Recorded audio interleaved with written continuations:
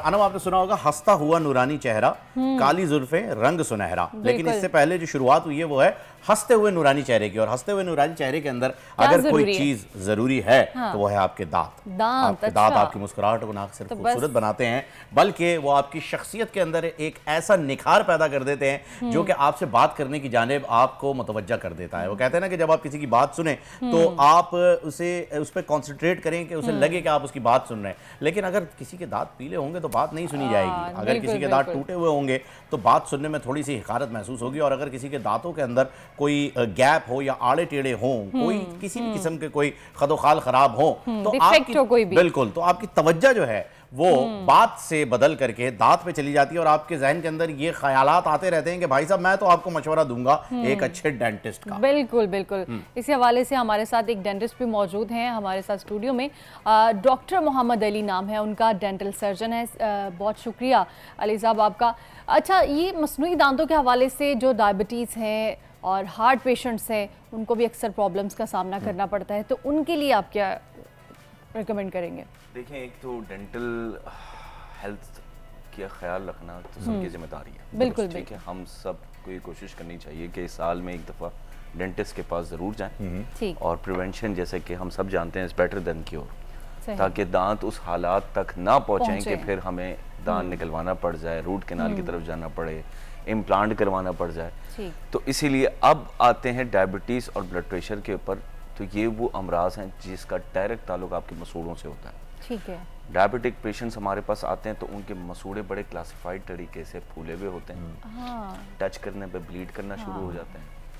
अच्छा, late 30s या early 40s में दांत हिलना शुरू, तो ये बड़ा शॉकिंग होता है कि यंग बंदा है, ये यंग खातून आ रही है हमारे पास और उनके दांत कुछ ऐसे आगे के दांत हिल रहे हैं कि जो कि गंदगी तो जमा है, लेकिन अगर वो गंदगी किसी नॉन डायबिटिक पेशेंट में होती तो दांत हिल नहीं रहे होते, लेकिन हिल रहे हैं। तो अचानक से जब हम उन्हें ये सवाल करते हैं क्या आपको के ख़ानदान में शुगर है, तो वो थोड़ा सा और परेशान होता है पेशेंट। फिर हम कहते हैं कि क्या आपको डायबिटीज़ है, तो वो और ज़्यादा परेशान। तो द थर्ड चीज़ जो हम रिकमेंड करते हैं पेशेंट को, आप फ़ौरन जाके टेस्ट करवाएं। तो पेशेंट थोड़ा सा ये है कि वो सवालिया निशान ये हम पे डालता है कि भाई आप तो डेंटिस्ट हैं, हमें शुगर से क्या लेना, तो आप सफाई करें और मुझे फारिग करें। तो मैंने जब हम डायबिटीज का टेस्ट लिखते हैं और जब वो फॉलो अप पे आता है तो या वो प्री डायबिटिक होता है या फिर वो उसकी डायबिटीज कंट्रोल एग्जैक्टली हो जाते हैं। तो फिर ये देखें, इसलिए इसे मैं आपको बता रहा हूँ कि connection similarly goes with blood pressure. हमारी जो मुंह की गंदगियां हैं जो जमा हो जाती हैं वो शरियानों में जाके कभी कभार हार्ट डिजीजेस कॉज करता है। यानी कि आर्टरीज वेन्स पे जाके ब्लॉक हो जाती हैं और फिर ये जो मुंह के जो हमारी गंदगी, इसीलिए अच्छा ये मुंह की गंदगियां ज़्यादातर जमा किधर होती हैं? ये होती है हमारे जो नीचे के दांत की अंदरूनी सतह है, इस तरफ वहाँ जाके। अब अगर आपको एक्सप्लेन करूँ, इस एरिया में प्लीज, इस एरिया इसे क्लोज कीजिएगा कैमरे पे, इस एरिया में जमा होती है, ये है अंदर की। अब हम जब ब्रशिंग करते हैं तो दोबारा जरा प्लीज कैमरे, यार इसके क्लोज कर दीजिए कैमरामैन प्लीज, इस तरफ जमा होती है। हाँ, अगर ये नीचे का दांत हो तो यहाँ जमा होगी। ठीक। अब हमारा जो फोकस होता है ब्रशिंग में वो इधर होता है, सही। अंदर की सतह तो हम करते हैं जो हमें लोगों को दिखाने हैं, एग्जैक्टली। तो इसी तरीके से अब जो कीड़े होते हैं वो इधर लगते हैं, जो गंदगियां जमा होती है। अब मैं दोनों में डिफरेंस है, जो कैरीज और डेंटल डिके है वो इस सतह पे होता है और जो गंदगियां जमा होती है वो इधर जमा होती है। अब ये गंदगियां जमा होके कैलकुलस फॉर्म करती हैं और पेशेंट हमारे पास आके कहता है अचानक से हमें फील हो रहा है कि दांत टूट रहे हैं। हाँ। अब वो जो दांत होना शुरू हो जाता है, दांत टूटना है, वो दांत टूटना नहीं है। हाँ। वो बेसिकली जो यहाँ की गंदगियां जमा है वो निकल रही है और उनका कलर भी एग्जैक्टली आपके दांत के कलर भी कितना होता है, तो वो ऑफ वाइट किस्म का। हाँ। तो पेशेंट को लगता है कि हमारे अपने दांत टूट रहे हैं। अब मैं आपको सफाई की जो मिथ है वो तोड़ देते हैं।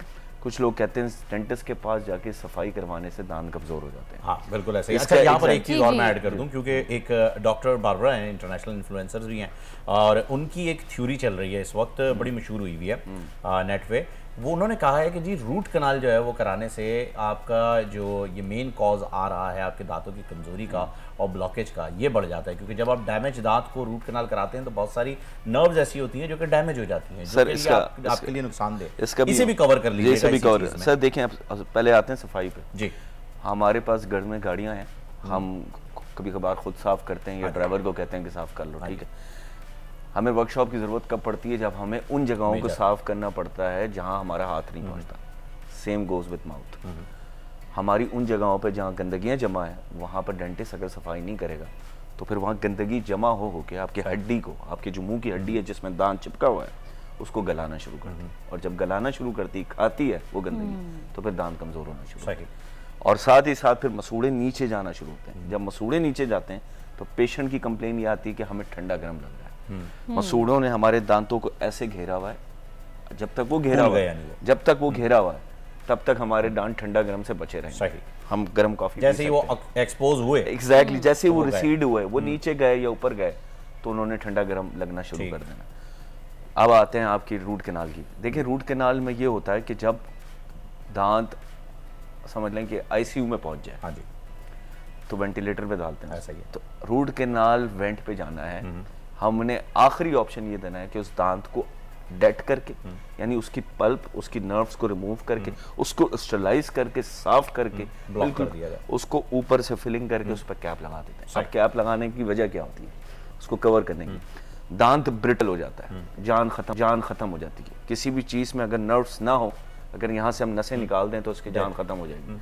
तो जब उससे काम लेने के लिए हम उस पर कैप लगाते हैं, ताकि वो फंक्शन कर सके। अगर वो कैप नहीं लगाएंगे तो वो किसी भी दिन जैसे चिप्स होते हैं, ब्रिटल होते हैं। तो ये जो नर्व डैमेज है, ये कहाँ तक आपके लिए नुकसानदेह हो जाता है? सर ये तो बताइए, क्योंकि मैं आपको एक थ्योरी बता रहा हूँ, ये मुझे नहीं पता कितनी प्रैक्टिकल है। नुकसानदेह उस वक्त हो सकती है जब वो प्रॉपर तरीके से क्लीन अप ना की गई हो, या फिर कुछ रेमिनेंट्स उसमें बाकी हो, तो फिर वो जान थोड़ी रहती है, तो फिर वहाँ पर एब्सेस वगैरह हो के फिर इन्फेक्शन। अच्छा, अब ये क्लीनिंग की बात कर लेते हैं। आपने बड़ा अच्छा टॉपिक छेड़ दिया। ये डेंटल आपकी जितनी भी सर्जरीज की, तो मैं लफ्ज़ यूज़ कर रहा हूँ सर्जरी, इसमें क्लीनिंग भी आ जाती है, इसमें सारी चीज़ें। ओवरऑल मैं इस हवाले से सर्जरी का लफ्ज़ यूज़ कर रहा हूँ। तो ये जितने भी डेंटल ट्रीटमेंट्स हैं, सर्जरीज़ हैं, ये दुनिया की एक्सपेंसिव तरीन सर्जरीज में आता है जी। ये कॉस्मेटिक सर्जरीज़ हैं और बड़ा आपको सिर्फ निखार विखार के लिए होता है। ये इतने महंगे होते हैं एक जानिब अगर आप देखें तो, और आपको बहुत सस्ते भी मिल रहे हैं डेंटिस्ट। तो ये दोनों में फ़र्क क्या है, ज़रा ये बताइए। और इसमें आप वो हेपेटाइटिस को भी ज़रा कवर करते चलिएगा कि सर वो फारसी का वो है ना कि नीम हकीम खतरा जान। हाँ जी, ऐसा ही है। तो अब ये है कि पहले तो आपने, आजकल सोशल मीडिया का दौर है, आजकल अगर हम छोटी सी घड़ी भी लेने जाते हैं तो 4 लोगों से पूछते हैं कि यहाँ पर सही ब्रांडेड घड़ी मिलेगी या नहीं मिलेगी। बिल्कुल ऐसा। तो जब हम किसी को अपना मुंह ये हवाले कर रहे हैं तो हमारी भी कुछ ड्यूटी है कि हम होमवर्क करके जाएं, रिलेटिव से पूछें, उसका सोशल मीडिया सर्च करें, उस डॉक्टर की प्रोफाइल चेक करें, हाँ प्रोफाइल चेक करें। उसके बाद उस क्लिनिक के अंदर एंटर होते वक्त दीवारों पे जो डिग्रियां हैं, क्या वही डिग्री वाला बंदा अंदर बैठा हुआ है या नहीं बैठा हुआ, हमारे इसमें इतना तो हम एग्जैक्टली कर सकते हैं। हम कोई भी बंदा कर सकते हैं। अब जब डॉक्टर के साथ फेस टू फेस इंटरेक्शन होता है, हम उससे उस बारे में सवाल पूछ सकते हैं कि क्या आपके क्लिनिक में बी क्लास ऑटोक्लेव मशीन है या नहीं है। अच्छा, ये क्या जो कि स्टरलाइजेशन मशीन जो कि एक अनयूज्ड पाउच को, जो कि आप ये चेक करें कि ये स्टरलाइज होने के बाद ये जो ब्लू कलर है ये ब्राउन में कन्वर्ट हो जाए तरीके से। अच्छा, एक मिनट जरा इसको थोड़ा सा प्लीज क्लोज पे दिखा दीजिएगा ताकि ये हम आवाम के लिए जो है बड़ा इजी हो जाएगा। इस तरीके से अगर आप चेक करें, अब ये जो स्टरलाइज होने के बाद आपको ले रहा है, जरा कलर बताइए कहाँ पर है ये कलर। ये अच्छा ये है ये, और उसके बाद चेंज होने के बाद इसका कलर ये देखें ब्राउन कलर। ओके, तो यानी अगर आप जाएं तो अपनी किट जरूर चेक करें, अपनी किट चेक करें। अब ये जो सामान है ये इस वक्त सेफ टू यूज है। ओके, किसी पेशेंट के मुंह में भी यूज किया जा सकता है। Okay, it will not be harmful. ठीक है। इस पाउच के अंदर से हेपेटाइटिस बी, सी, HIV के वायरस खत्म हो चुके हैं। ओके, ये बी क्लास ऑटोक्लेव से स्टरलाइज होकर निकला है। अब आते हैं इन केस अगर पेशेंट लग रहा है क्लिनिकली कि ये इम्यूनो कॉम्प्रोमाइज्ड है, यानी कि HIV या हेपेटाइटिस बी, सी इनमें से कोई बीमारी इसको हो सकती है, हमें लग रहा है या उसने खुद बता दिया, तो फिर आपकी भी एक रिस्पॉन्सिबिलिटी है कि डिस्पोजेबल सामान है। बिल्कुल बिल्कुल। अच्छा डॉक्टर साहब, हमारे पास टाइम बहुत कम है, बस जल्दी से ये बता दीजिए कि मसनूई जो दांत हैं वो लग गए किसी वजह से, उनकी हिफाजत कैसे की जाए? उसकी हिफाजत 3 फोल्ड ज्यादा करनी होगी एज कम्पेयर टू हमारे नेचुरल नॉर्मल। ठीक है। अगर आप सफाई के लिए साल में 1 दफा जाते हैं तो आपने 6 महीने में जाना है, आपने फ्लॉस करना है, 2 टाइम ब्रशिंग करना है, माउथ वॉश का इस्तेमाल रेगुलर रखना है, आप आर्टिफिशियल चीज कभी भी नेचुरल चीजों की तरह नहीं। जाहिर सी बात है, फिर उसको एक्स्ट्रा केयर जो है वो जरूरी हो जाता है। Thank you so much doctor Mohammad Ali sahab, आप यहाँ पर आए और आपने हमें बड़ी जो है वो डिटेल के अंदर बहुत सारी चीजें जो है वो बताई हैं, और आवाम के लिए जो है ये बड़ा ईजी हो गया है हमारे नाजरीन के लिए कि अब अगर वो डेंटिस्ट के पास जाते हैं तो अपने आप को बहुत सारी मौलिक बीमारियों से बचा सकते हैं। और यही वजह है कि इस डेंटल ट्रीटमेंट के थोड़ा ज्यादा एक्सपेंसिव होने की कंपैरेटिवली अदर ट्रीटमेंट। सब्सक्राइब करें और बेल दबाएं ताकि कोई खबर रह न जाए।